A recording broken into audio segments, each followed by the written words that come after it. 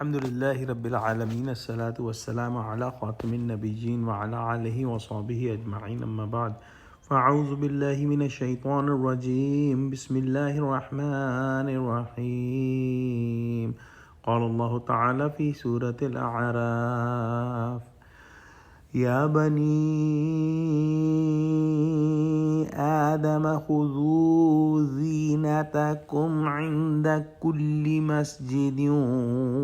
وكلوا واشربوا ولا تسرفوا إنه لا يحب المسرفين۔ ترجمہ: اے بنی آدم، ہر نماز کے وقت اپنے تئیں مزین کیا کرو اور کھاؤ اور پیو اور بیجا نہ اڑاؤ کہ خدا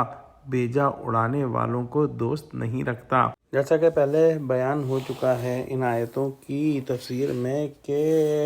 مشرکین مکہ کے یہاں ایک گناہ کی رسم یہ بھی تھی کہ وہ برہنہ ہو کر خانہ کعبہ کا طواف کیا کرتے تھے۔ یہ آیات ان لوگوں کے رد میں نازل ہوئی تھیں جو یہ کام کرتے تھے، اور یہ لوگ اسے بڑی قربت اور پرہیزگاری سمجھتے تھے، اور اس کے علاوہ اور بھی دور جاہلیت کے کام تھے، مثلاً کھانا کم کھانا، یا پھر حج کے دنوں میں گھی یا چکنائی وغیرہ کا استعمال چھوڑ دیتے تھے۔ بعضوں نے بکری کے دودھ اور گوشت سے پرہیز کر رکھا تھا۔ اس آیت میں ان سب کو بتلا دیا کہ یہ کوئی نیکی اور تقوی کی باتیں نہیں، خدا کی دی ہوئی پوشاک جس سے تمہارے بدن کا ستر بھی چھپتا ہے اور آرائش بھی ہے، اس کی عبادت کے وقت دوسرے اوقات سے بڑھ کر قابل استعمال ہے، تاکہ بندہ اپنے پروردگار کے دربار میں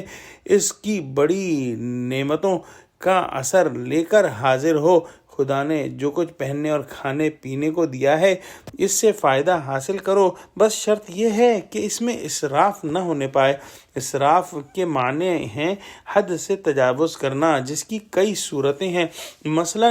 حلال کو حرام کرنا حد سے تجاوز کرنا ہے، یا حلال سے گزر کر حرام سے بھی فائدہ اٹھانے لگنا، یہ بھی حد سے تجاوز کرنا ہے، یا اناب شناب بے تمیزی اور حرص سے کھانے پر گر پڑے، یا بدون اشتہا کے کھانے لگے، یا ناوقت کھائے، یا اس قدر کم کھائے جو صحت جسمانی اور قوت عمل کے باقی رکھنے کے لیے کافی نہ ہو، یا مضر صحت چیزیں استعمال کرے۔ یہ تمام چیزیں اسراف کے اندر شامل ہیں۔ بیجا خرچ کرنا بھی اسراف ہے، اور یہ بھی جو ہے وہ گناہ کا کام ہے، لہٰذا اللہ سبحانہ و تعالیٰ نے اسراف کرنے کو منع فرمایا ہے۔ کچھ سلف نے فرمایا ہے کہ اللہ سبحانہ و تعالیٰ نے اس آدھی آیت کے اندر ساری